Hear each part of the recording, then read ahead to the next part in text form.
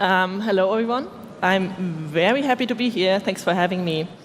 Are my slides up there? They are. Today, I want to talk about a very special person. You. That's you. That's also me. It's every one of us. We're all standing on the ground of hard facts. It's like the Boden der Tatsachen, as Germans would say. Well, okay, there are no hard facts. They are more like concepts with different levels of certainty. For example, we don't know that climate change is real, but we know that 97% of climate experts agree that humans are responsible for causing global warming. And when we accept these facts, we start to believe in them. And beliefs are super important. Beliefs make us marry people. Beliefs make us found companies and do research projects and to go to church. And beliefs are also very important for ethical discussions, because we need to agree on what's happening before we can decide what we should do. But it feels like lots of people these days don't go to that second step. Like lots of people these days seem to believe other facts than us. It almost seems like they're standing on another ground of truth. They have another reality. That's of course not the case. Like they have the same reality as we do. So this is a big question I want to answer, and I was really curious about that. Why do they believe in things that are not true? I have a personal interest in that. My daily job is to point to the facts. I'm visualizing data and designing information. So I'm often taking data from the census or from scientific studies and say, look at these, let's have a good discussion based on these facts. And I'm then publishing these data in different media. These are some media I've worked with. So today I want to answer that question, how can I be a better data visualization? Because I have a problem if people don't believe the facts that I'm showing to them. And I want to answer this question in 3 parts. First, I want to explain where false beliefs actually come from. Then I want to go on and explain why it's so hard to get rid of them. And then we might explore how to believe more true things. So the answer to the first question, where do false beliefs come from, is obvious. Of course, we all know it. It's fake news. All right, like fake news is a thing we've all talked about a lot. But I actually think that sharing constructed information, constructed realities on social media is more like a symptom of the whole problem and not the cause. I would argue that one of the main causes of why we believe false things is actually tribalization. We are all social animals, like humans are extremely social people, and social support is more important for us than believing in anything that's like super far away, like climate change. We first want to make sure that people understand who we are, like we want to define ourselves, and beliefs and information can be a marker of identity. Define literally means to limit and to bound, and that's what we want to do. We draw boundaries around our identity. This is especially important when it comes to show whose team we are on. Like we want to make sure that people see that we are good members of the tribe, like of our family, of our Facebook group, of our Twitter feed, of our online forum. We want to make sure that people understand that we're still on their team. And we've seen it a lot in the US election last year. I'm pretty sure you know these 2 pictures. The Washington Post did experiments where they showed Trump supporters these 2 pictures. The left one is from Trump's inauguration in 2017, and the right one is from Obama's inauguration in 2009. And then they asked their readers, they asked these Trump supporters, on which photo are more people? Where do you see more people, on the left or on the right? And lots of Trump supporters actually said that on the left photo at Trump's inauguration are more people. And it's not because their perception is flawed or because they just can't see it. It's because this information doesn't matter to them besides showing whose team they're on. They want to make sure that, people know whose team they're on. It's not about truth versus lie. It's about their team versus our team. And it's not just showing whose team you're on, but also showing who you can trust. Trust is actually, sadly, a big part of why the 2 parties in the US get more and more separate from each other. So we can see that this is happening in the government. Here we can see all members of the US House of Representatives between 1959 and 2011. And each node, each dot, is one member in their party colors. And the closer the dots are closer to each other, the more they agree on votes. And you can see how it separates more and more over the year. People don't agree on votes anymore with people outside of their party. But it gets even a little bit more sad if you look outside of the government. We can see that Republicans have an increasing unfavorable attitude towards the Democratic Party. It's up from 21% to 58%, and it's the same with Democrats towards Republicans, from 70% in 1994 to 55% in 2016. Republicans marry Democrats like less than they did like 20 years ago. This is like, yeah, we have like a divide that's going more and more, and they don't trust each other anymore. Fun fact, it doesn't matter if you understand what you believe, and that's actually the point I want to make. Like these things, like climate change, etc., the government, they are so far away that it doesn't matter if you understand it. It's really just there to show your tribalization, to show your team. For example, do you understand how climate change works? Actually, like exactly. Like, can you explain it? What's happening there? Maybe some of you can. I can't. Like, I really can't. But I know that people on my tribes, like in my Facebook groups, etc., like we all agree that climate change exists. And we know that somebody who doesn't agree with us is not on our tribe. He's not on our team. The third point I want to talk about is fallacies. Fallacies, I mean, there are so many. You could like fill another book or another talk with that. And I just want to point out one, which is generalizing from anecdotal evidence. It means that you take one instant, for example, it's so cold outside in May, so that means climate change doesn't exist. You take one point and generalize it and apply it to all instances. Okay, we got these false beliefs. They're planted inside of us. But if somebody comes around and says, Lisa, you believe in X, that's not right, you should believe something else, then of course I will say, okay, sure, right? That's how it's not how it's happening. We are not changing our beliefs. We don't want to, basically. And that's also because of this tribalization thing. We really clinch to our beliefs because they are connected to like our upbringing, our religion, our education, our tribes around us. That means when we doubt that one belief, we're doubting everything around it, like everything that is connected to us. That's really not what we want. And we don't need to, basically. There is enough proof out there, enough evidence. In our tribes, we get confirmed on an almost like daily basis that what we believe is totally true. We all believe in it, so it must be true. And there's enough proof out there for sure. If you just Google your belief, you will see that there's so much evidence. Like, why should you stop believing that? The internet is really good for confirming your beliefs. Then there's the problem of confirmation bias and motivated skepticism. You might have heard of confirmation bias before.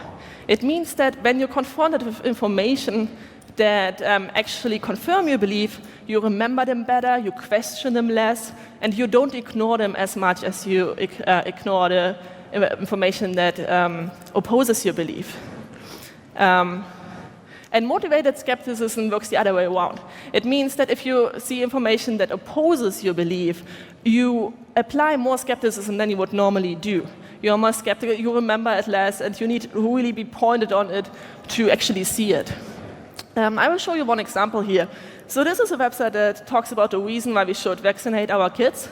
And as somebody who like agrees and has the belief that, yeah, it is good to vaccinate our kids, I'm reading this and I'm thinking like, yeah, generally health, international studies, sure, that makes a lot of sense. Like there are so many studies done on that topic.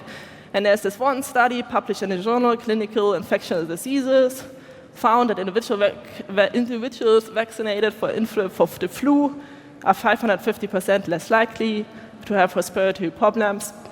Yeah, I guess it makes sense too. If you don't have the flu, you don't have respiratory problems.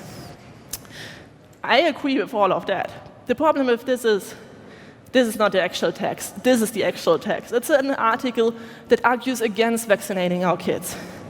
And when I read this, I have a totally different approach to it. Like international studies, yeah, right. I know what kind of studies these ones are. They're definitely not peer-reviewed. And like this journal, Clinical Infectious Diseases, I don't know, man. This is like, I'm sure this paper, like this journal has a really bad image in like the research community. And like naturalnews.com, I will never trust any of their articles again. And if any one of my Facebook friends are ever mentioning this, like I will totally unfriend them immediately. We have a different approach to information based on if they confirm or disagree with our beliefs. And more information also means stronger belief. The more we are exposed to this information that either oppose or confirm our beliefs, the more we believe what we believe. It also works in both directions, apparently. So like when we've heard a belief, like when we've heard a fact from our friends or so, we might think, okay, that's interesting, and then we hear more information about it, and we're like, okay, yeah, that makes sense. And all this information nourish our belief. We invest in nourishing our belief, and it grows and grows. And it's the same the other way around. First, we might start with thinking, that's not what I've heard, this is like a little bit dubious. But the more we hear about it, the more we think, okay, this is outrageous and it's flawed and I will never believe them again. That's a theory, at least. It's called the backfire effect, and you might have heard of it. The backfire effect is actually not that well scientifically proven, like that last idea of when you hear opposing ideas, your belief grows as a defense mechanism. So you might want to be a little bit careful with that idea. If you find any paper also, let me know. I'm very curious. But not just more information makes our belief stronger, but also more intelligence. I'm sure lots of you are like super intelligent in this room. If you're super intelligent and more intelligent than other people, you have more extreme beliefs than other people in both directions. Like it doesn't matter if it's true or false. They're just more extreme. The idea here is that you actually can make up evidence and can make up arguments for your own beliefs. The last point I want to talk about, why it is so hard to get rid of beliefs, is close-mindedness. It's just a personality trait, basically. There are some people who are closed-minded, and there are some people who are open-minded. There are people who are better at exchanging beliefs and switching them out, and there are people who clinch to them and don't want to let them out, basically. Okay, and then the last part of my talk, I want to talk about how to believe more true things. Like all these problems, how can we work against them? And this is also the part where I finally will mention some data visualization. I think it was part of the headline of my talk. Okay, first approach, brute force, convincing someone. It almost always comes from a place of love. We want people to believe the facts, right? And so it's like, okay, you believe X, that's not true, you should believe Y. The problem is, it doesn't really, like it's not really efficient, and it's like not really kind, so maybe let's not do that. What we can do instead is asking them a question. We can try to make them see the truth themselves. We can, for example, ask, why do you believe that? How did you come to that conclusion? What would be the consequence of the things you believe? A data visualization that does that well, I think, is Bloomberg's What's Really Warming the World. What they did is they showed all the possible reasons that climate deniers think are true about why climate change exists. So what is really warming the world? Is it the sun? Is it sun activity? It's not. Or ozone pollution? No. No, it really is greenhouse gases. They show like very many reasons for it. And then in the end, they agree, like they show that, yeah, I'm sorry, you're wrong. It's really greenhouse gases. Second approach, avoid tribalization. That might actually work the best, especially if we assume that tribalization is one of the main reasons for false beliefs in the first place. And here there are different ideas. First, get to know people with other opinions, and just listen to them. Don't try to convince them, just listen to them. And try to understand why do they believe the things they believe. Like, what are the rational reasons for their beliefs? In the best case, you can also build empathy for them and discover the hidden truths, like these tribalization reasons, for example, that we've talked about. What are their beliefs connected to? Zeit Online is doing something like that right now. I think they have a call on their website where they ask people to sign up to meet somebody to meet different-minded people, basically, on one afternoon in June. Changing our attitude. There are also a few approaches here. First, understanding that people are not their beliefs. That's not how it is. And if we make that, like, make sure that we understand that, like, for us, but also communicate it to other people, it is more likely that we will convince people of information. This also speaks against this tribalization idea. You are not what you believe, and neither are your team. Neither is the team you're on. But it gets really interesting if we try to get people into the truth-seeking mode. There's a really interesting paper called Science Curiosity and Political Information Processing that talks about that individuals can use their reason for two ends to form beliefs that evince who they are, and we've seen that with the tribalization idea, and to form beliefs that are consistent with the best available scientific evidence. And that's what we want, right? Like, we want people to get into this rational mode where we make them seek out the truth.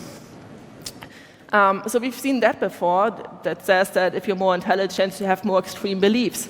But the piece of hope here is, the good news here is, that if you make people more curious, if you get people more into this truth-seeking mode, then people actually get to the right, to the more true facts and believe them more. You can see that conservative Republicans, for example, don't really believe that global warming is due mostly to human activities, such as burning fossil fuels, if they're more intelligent. But if they're more curious, they do tend to think that. And a really nice example we've seen recently is from the New York Times, which is you draw it. Here you're supposed to question your own beliefs, to understand what do you actually think how the world works. They don't give you the answers, they ask you first. And here they want you to draw the percent of children who attended college based on the income percentile of their parents. And you can draw that and then see not just how the reality looks like, but also how other people thought the world works out there, basically. And I really like that a lot, these quizzes and games that make you win when you have the most true answer and get you into this truth-seeking mode. It's also important to show the complexity of truth. Most data visualization out there, I would assume, are bar charts. There are two problems with bar charts. First, all the data looks the same. And second, there are no real bar charts in the world. Like, bar charts simplify the world extremely. And I mean, it makes sense. Data visualization people are supposed to simplify the world. That's our job too. But I do like approaches like the one from Accurat more and more that actually show the complexity of the truth. The medium is the message here. The form shows how the data actually looks like. Very complex, very entangled. Planting doubt is also something that I think die Süddeutsche Zeitung and the Neue Zürcher Zeitung did really well in their articles that explained what the polls for the Bundestagswahl, for the election in Germany in September actually showing. That is, of course, due to all the doubt that the polls in the US election planted inside of us. But I think it's really necessary.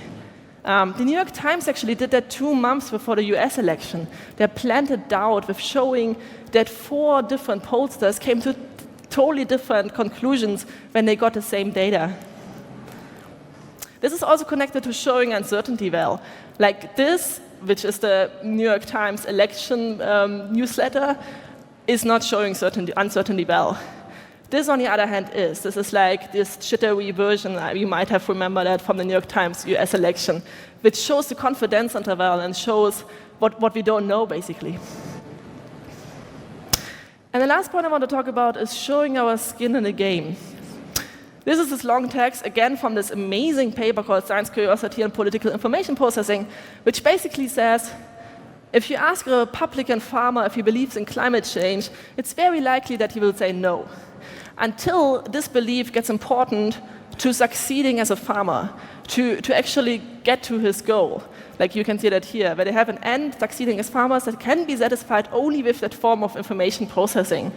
I think that's super interesting. If people have a goal and are evolved in the outcome of the information and of their beliefs, they think differently about things. So it's really easy to have these beliefs about Pizzagate and water fraud, which is super far away and has nothing to do with your personal life. But it's really, really hard to have that same belief if you're surrounded by the outcome. So for example, if it's raining in the morning, it's a really bad idea to have that belief that it's not raining because the feedback is that you get wet. So you better have a good belief here. But it's not the same with, again, Pizzagate or water fraud. Lots of data visualization is actually doing a little bit something similar. They showing the effect of things that happened in the past or that are rules or laws. For example, this graphic by the New York Times that shows if you're receiving a marriage penalty or bonus when it comes to taxes. It shows the effect of data out there for you. And the same is, of course, true for voting results. Here, for example, from the Berliner Morgenpost. But really being involved, really seeing the outcome, and really knowing that you can change something is another level, I would say. I really like Brad Victor's "What Can a Technologist Do About Climate Change?" because, first of all, it shows you that you can do something. There's a lot of climate change helplessness, I think, in the world.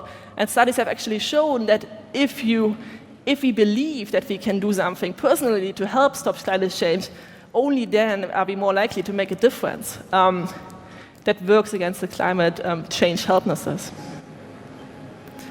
So these are all the things I wanted to talk about. Where false beliefs come from, why it's so hard to get rid of them, and how to believe more true things.